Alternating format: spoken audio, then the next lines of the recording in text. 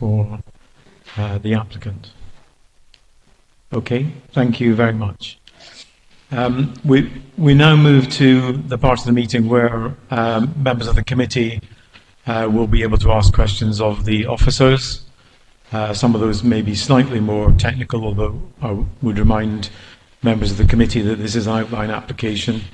And members of the committee will also be able to make comments, and we will, at the end of that reasonable period of discussion and questioning, we will move to a vote. So just so you're aware of what's happening now. So are there any questions for the officers? I've got Councillor Khalick and I've got Councillor Mire. Thank you. As part of this outline proposal, it states that the affordable housing is set at 35%, but there are going to be 3 viability reports, and the report also states that in the early, mid and late stage reviews, to assess their potential for an uplift in affordable housing provision. Okay, that speaks for itself. But is the baseline 35% subject to being decreased, or is it set at 35%?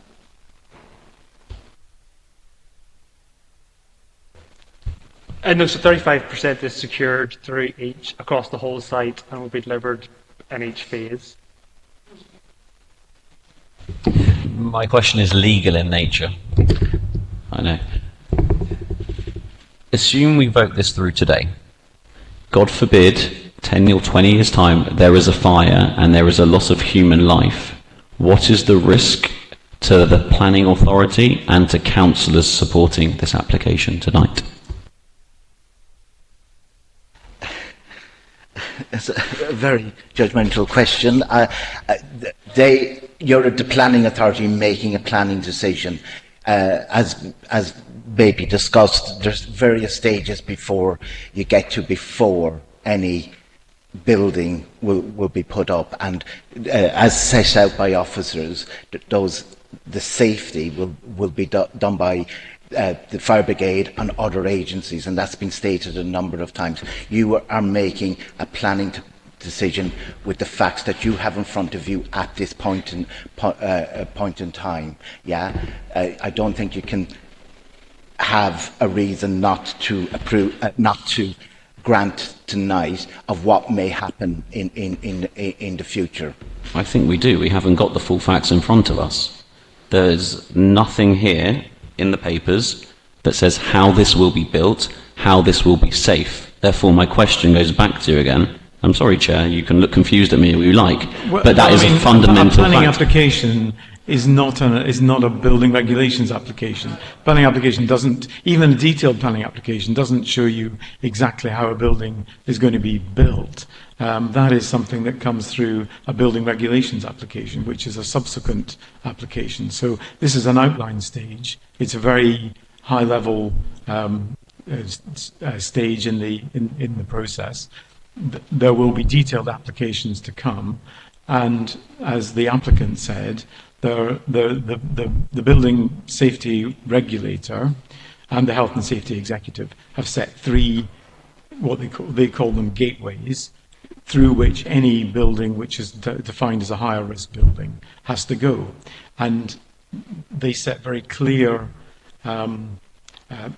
very clear responsibilities for different parties within that process, and those mainly fall to the developer, the client, and the developer/client, and the design team, and they also fall to the regulating bodies themselves and the building control bodies.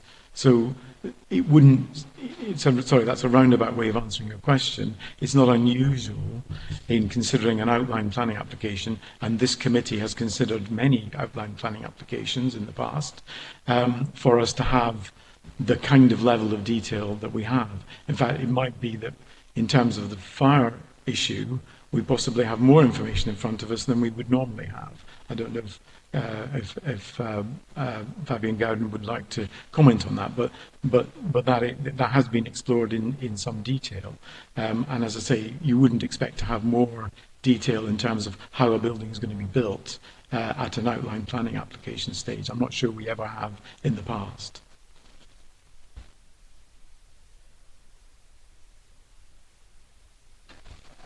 Those feel that's incorrect, and they please say so. But I mean, I'm pretty sure that's right. I would have to completely agree with what the chair has just said, and not because he's the chair. Yeah, he's set it out perfectly as regards you're making a planning decision tonight, and there will be consequences in the future in relation to fire safety. But other agencies and other legislation will deal with that, and that will come back to this authority. Chair, can we have some? The way it could potentially come back to this authority with a different application if it's not achievable.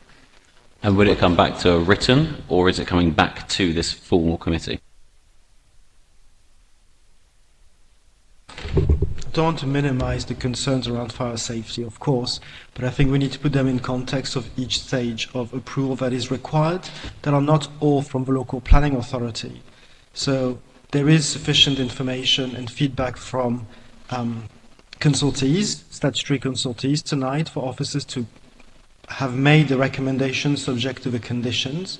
In future, there will be reserved matters applications that the local planning authority will have to assess, and planning conditions that will have a theme around fire. And at that time, the relevant statutory consultees will be consulted again, and the local planning authority will be making some of its decisions.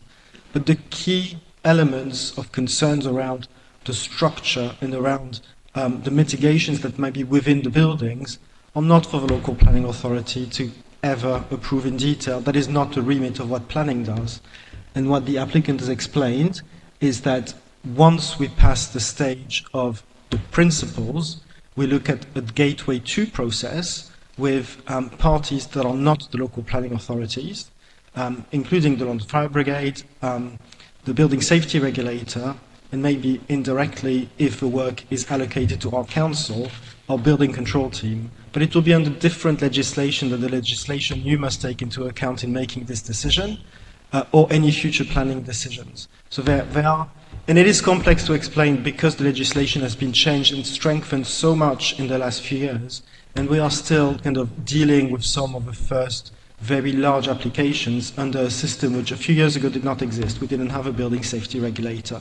But I think we need to reassure you that we have processed the application within the remit of what can be looked at, and we would not have presented an application that is premature in that sense. There will be a lot more work, as has been explained, and a lot more applications coming to the council as the local planning authorities and other consultees in the years to come to ensure that all the design and all the construction is in accordance with the regulations. I think I have Councillor Cohen want to come. I think it was relating to that.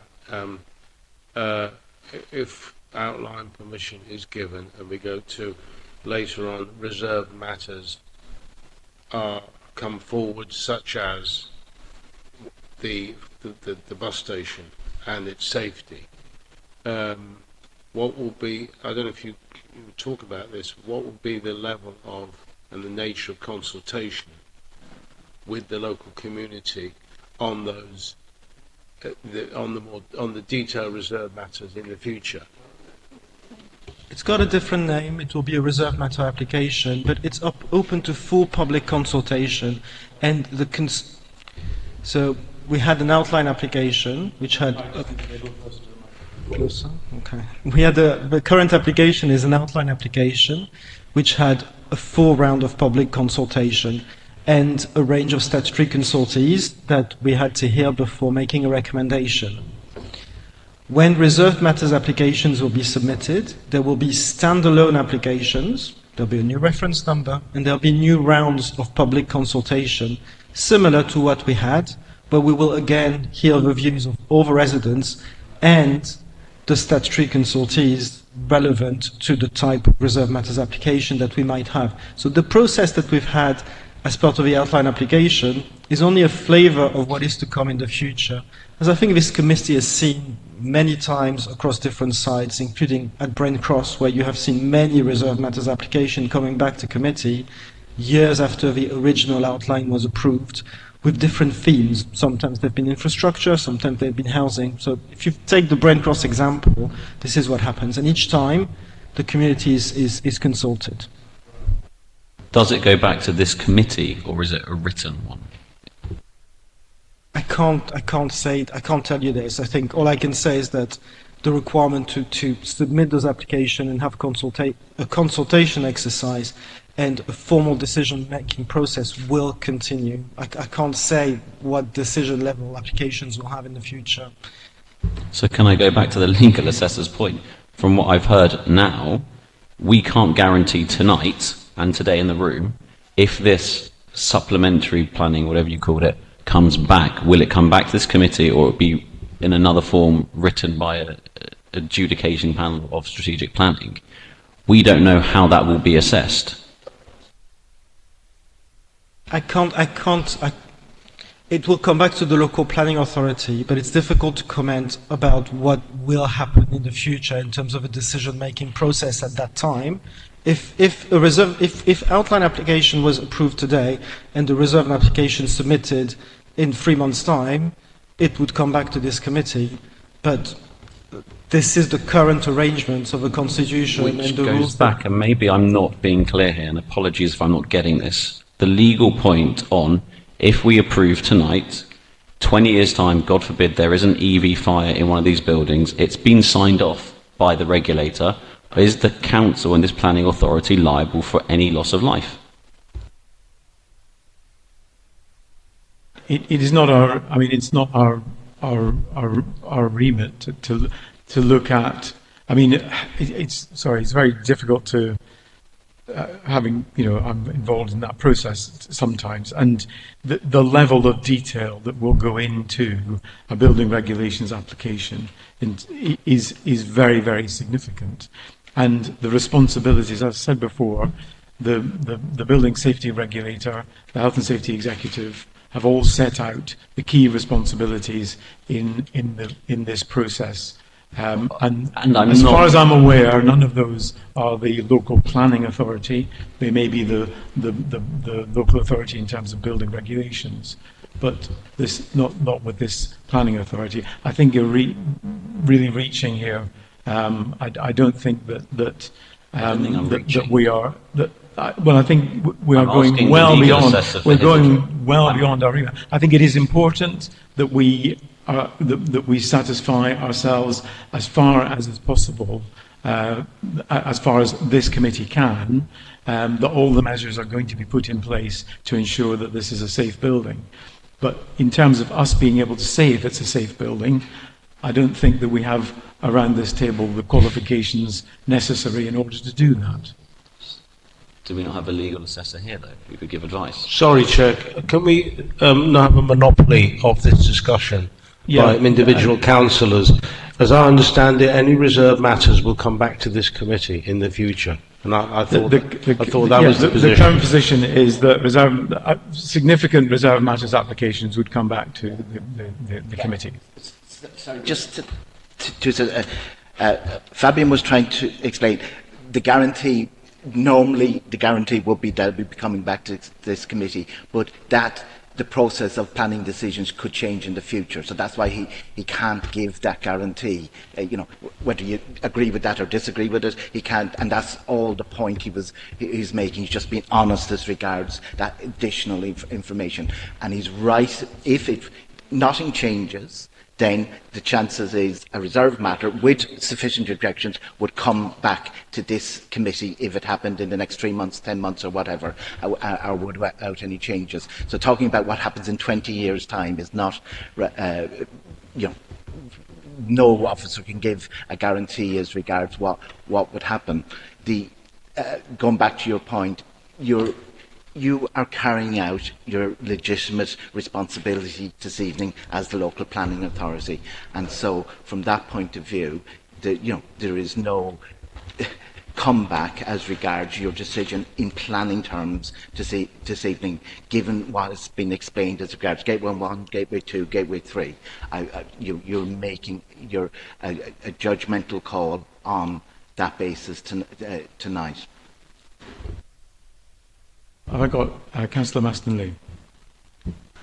Thank you. Just to go back to an earlier question about the level of affordable housing, which you mentioned is secured at 35%, which is welcome. The Financial Viability Report produced that 35% figure based on 3,365 units, but we, of course, are being told this is outlined, so we don't know how many units are going to be delivered. Is that 35% secured for regardless of what level of housing is provided, or does that mean that 3,365 units is also secured? No, so the agreement is 35, blanket 35% regardless of the scheme. And what level of public subsidy are we willing to accept to maintain that, given the potential for financial risks down the line? Given that it's already publicly subsidised at 35%.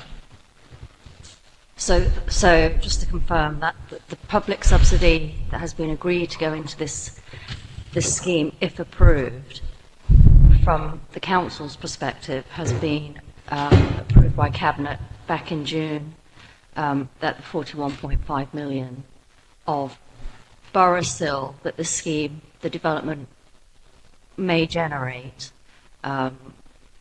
would be reinvested into infrastructure back into Edgware Town. Oh, no, absolutely understood on that. I'm talking about the public subsidy from the Mayor of London for the affordable housing level. Who's going to be picking up the tab should further public subsidy be required, which is, according to the Financial Viability Report, quite a material prospect, given that it says that relying on market growth to be above inflation over the next few years to deliver value is incredibly commercially risky. The report says that.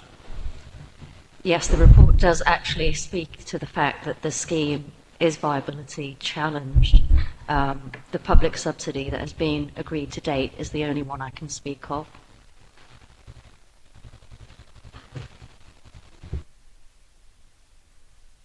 Are there any other questions for officers? Councillor Mire. I think my colleague on my right just nailed the point on the financial viability of this scheme. So as I understand it, the SIL funding from the developer is 100 million. What we're effectively doing is we are transferring back 41 million of taxpayer money in order for the developer to be able to build this development and make it financially viable. I guess the question is, what happens if that's not enough?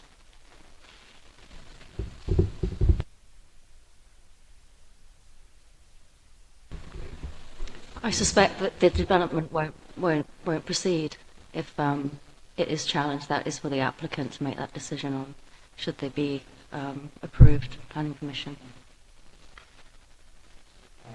Mr. Khalick. Yeah, can you confirm my understanding of the viability as we're discussing it here? At this present time, the scheme isn't viable, but the scheme is to be developed over 12 years. And in the intervening time, the sort of revenue generated by the sale of properties is expected to increase in the next 12 years over that period. And that many other schemes that have come before this committee before have been in similar states. That's right, Councillor.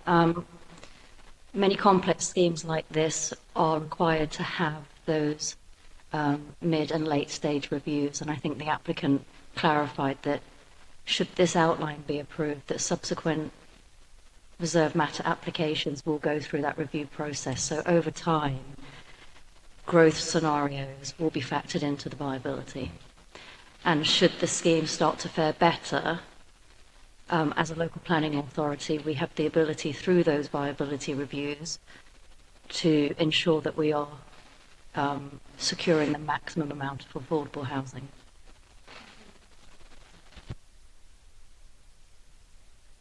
Councillor Mastin-Lee. Thank you. A lot of objections or discussion about number of units, about height, about massing have been, I think, quite accurately met with a riposte that this is an outline application and that will come down the line as the principles of this application are put into practice. But of course, principles do result in practice, and there are just a few things I'd like to go to find out how much actual wiggle room there is from the illustrative scheme as presented to us in this outline application.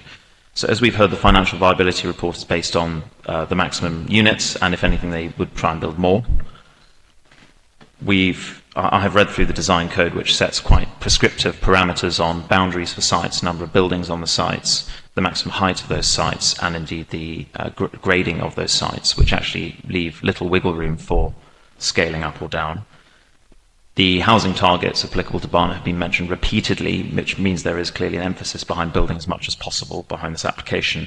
And indeed, the community assets, which are part of the design code and therefore clearly immutable, will only be financially viable with a certain level of provided housing. So having taken all of that into account as the planning officers, how much variability is there actually with this illustrative scheme? Are we actually approving that illustrative scheme today by approving parameters that make it almost impossible to change financially?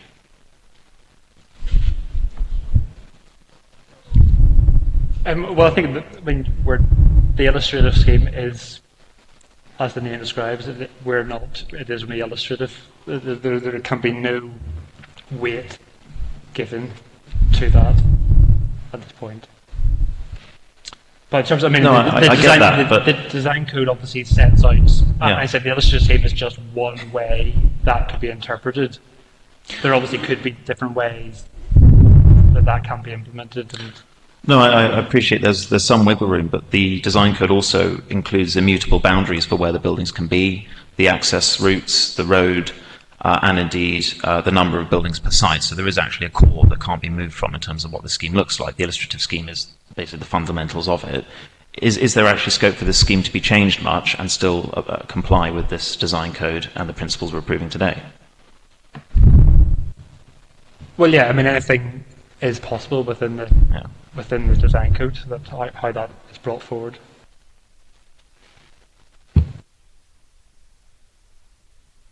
I think like you, I looked at the design codes and they do look fairly tightly drafted. I'm sure that that there would be feels like there would be some scope, but it is fairly tightly nailed down in terms of what the wriggle room is, I suspect. But that will come back to us as future applications. Councillor Mastin-Lee. Last one. The SPD, which is cited throughout the application, did indeed refer to the possibility of having tall 8 stories and above, or very tall 14 stories and above buildings on this site. These, of course, go to a maximum of 29, which is about double a very tall building threshold. But the SPD provided that would be conditional on the development having exceptional design and the development meeting criteria such as integrating with the existing urban fabric of the area. Now, we've seen the street view projections of the site, so I don't think the existing urban fabric point is necessarily addressed. But what happened with the assessment there in terms of the existing urban fabric, and also what would you count as exceptional in the design code to meet that SPD threshold? I think what you need to consider is the weighting of the local plan compared to the SPD. You're not the planning policy and what you're being asked is not against the SPD; it's against the local plan, and the local plan is newly adopted and follows the SPD. And obviously, that sets out that Edgware is a designated growth area and what it expects development to do. So I think we've obviously clearly set out that in order to deliver that level of growth, there is going to be a transformational effect of Edgware. So the SPD passed by the previous administration is pretty low weight in this application then? It does have weight because it is guidance, but compared to the local plan, that is the main decision-making tool. I think it's worth noting that the local plan has been developed over a period of time. It has been through a public consultation in 2018, 2019. A subsequent plan was published. It went through a very thorough examination in public in 2022 and was then adopted. That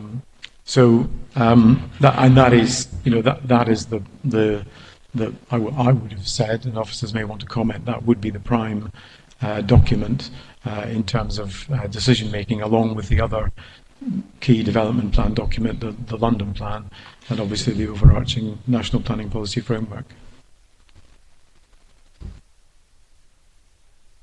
Councillor Cornelius.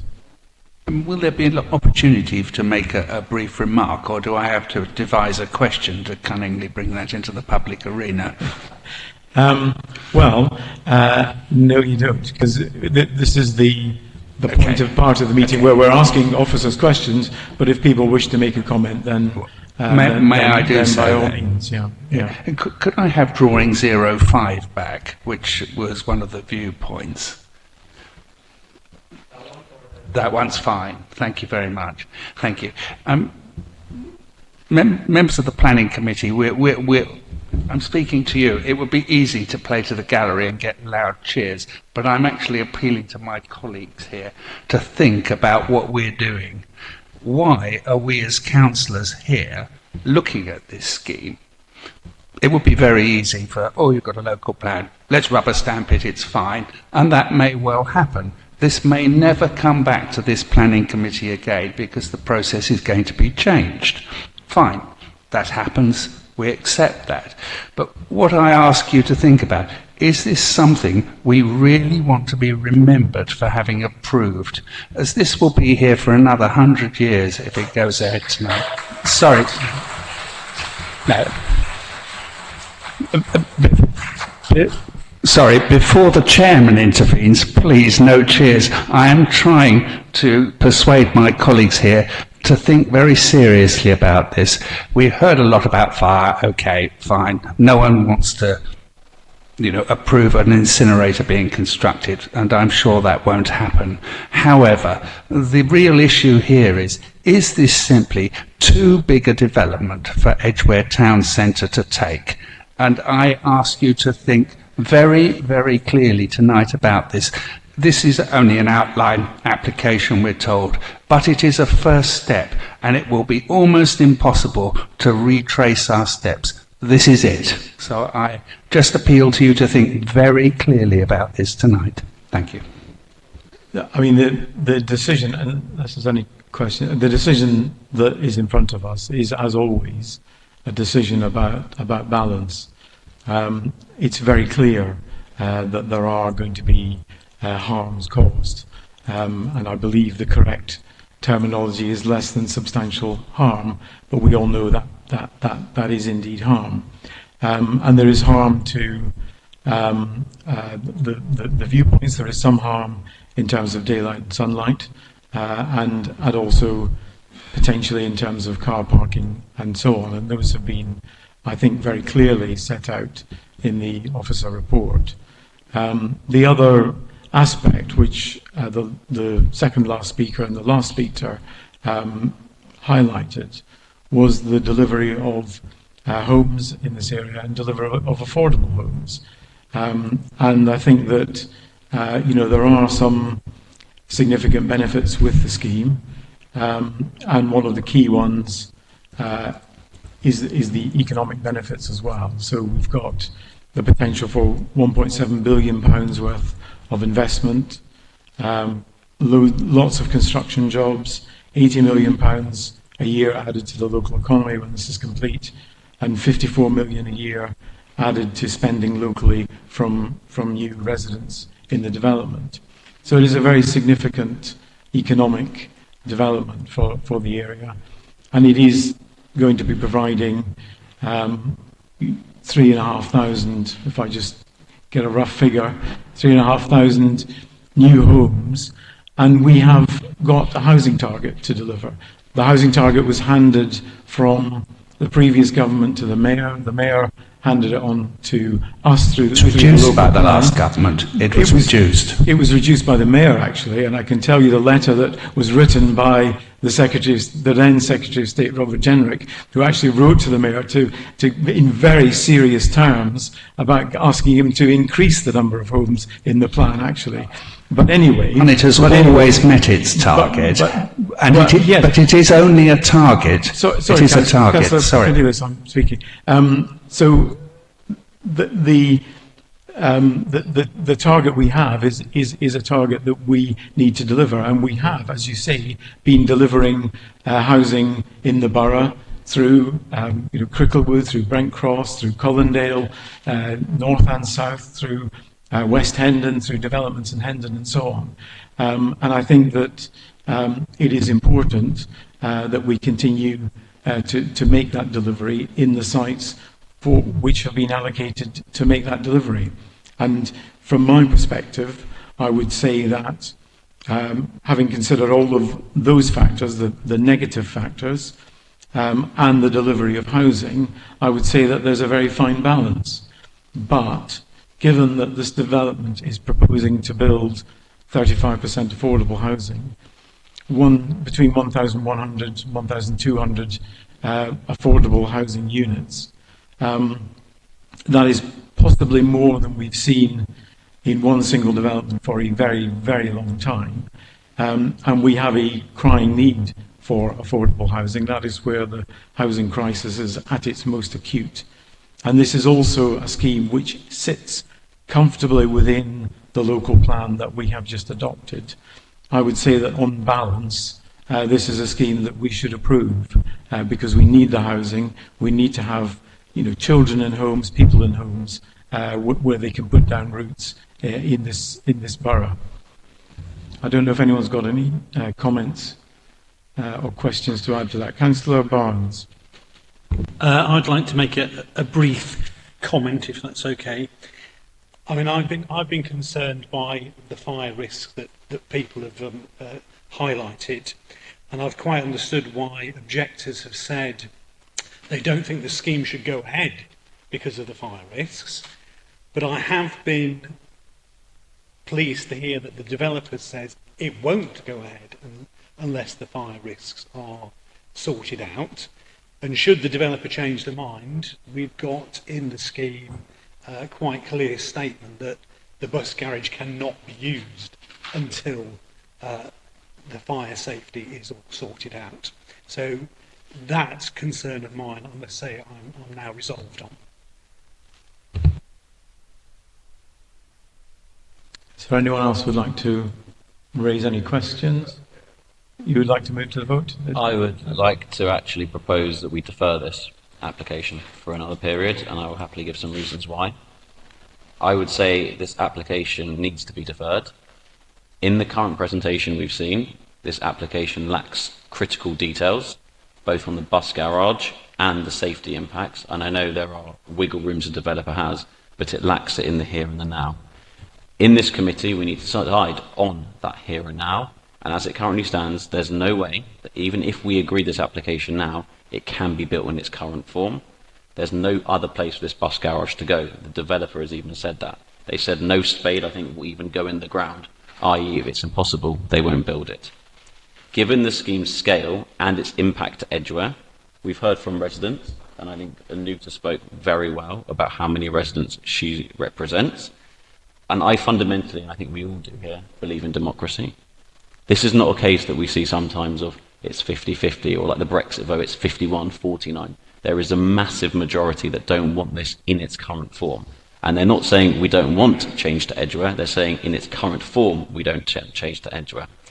I personally think it's appropriate and it's prudent for this committee to defer this application, require the applicant to submit a comprehensive design and plans, we reconvene and we review it, and we should want to know that detail. So again, like Richard said, I would appeal to all the councillors here. We're essentially dealing with the most important thing in the world, which is human life. I'm not satisfied we have enough information now, and I think we should want to know this information.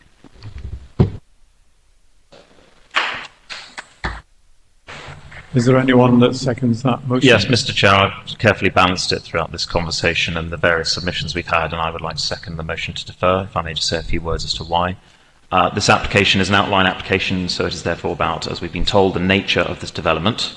It is quite clear that the developer will go for the maximum number of units permitted by the outline, but that is a separate issue. What I would like to propose is that we defer until the London Fire Brigade has determined that an underground EV bus storage in principle is viable from a safety perspective.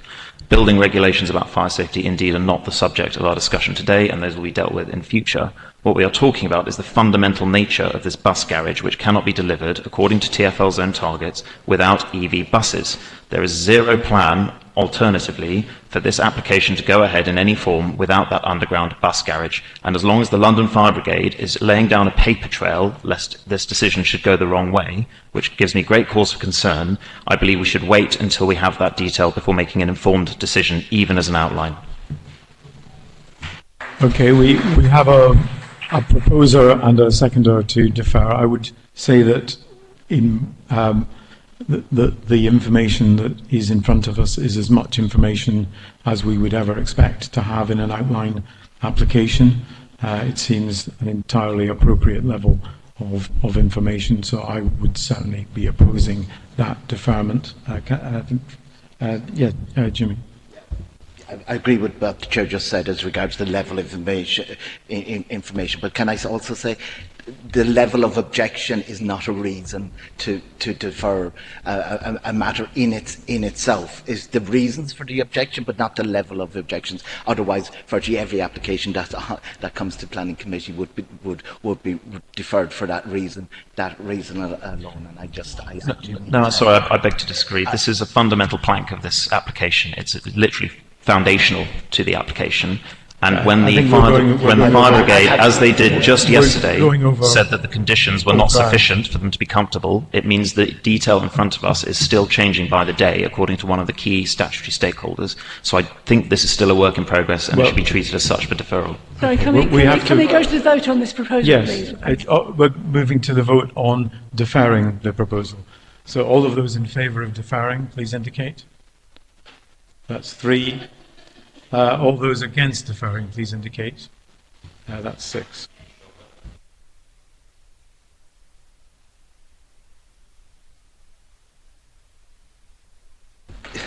We need to have a certain decorum on the committee, even if it's not always. Yeah. So I do think you need to remember you're members of one committee. Yeah, making planning decisions. So the language should be appropriate. I would ask you to withdraw that remark. Thank you.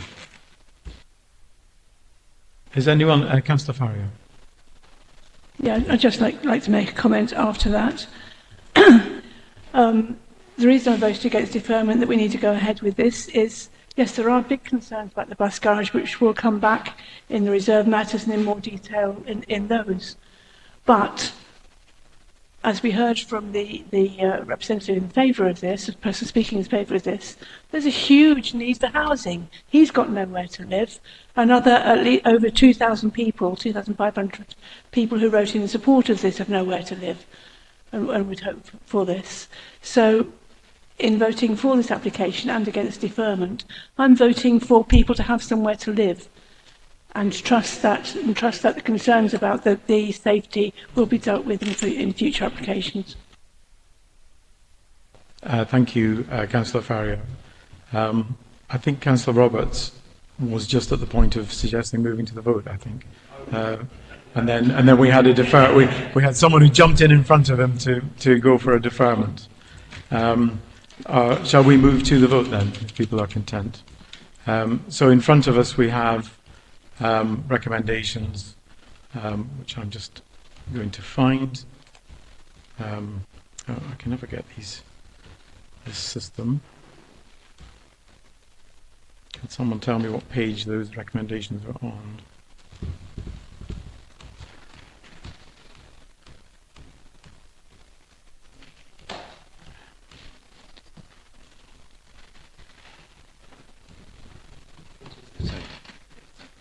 Thank you.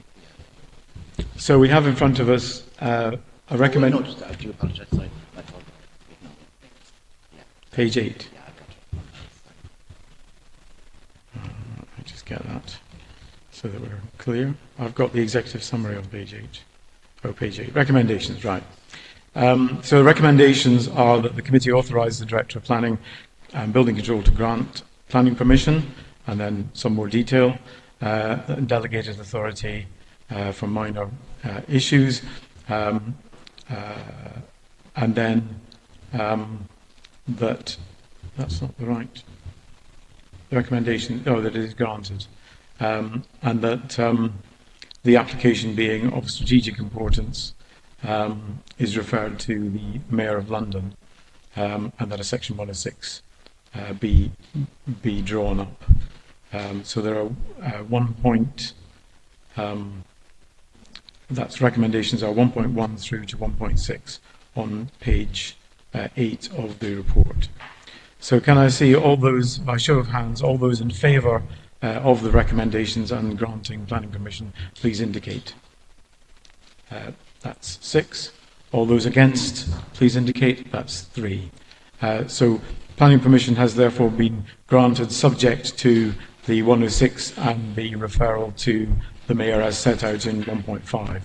I'd like to thank everybody for their attendance tonight. I know that may not be the decision that you were hoping for, but thank you for your attendance. There are no there are no urgent business, and that being the case, I close the meeting at 21:45. Thank you very much.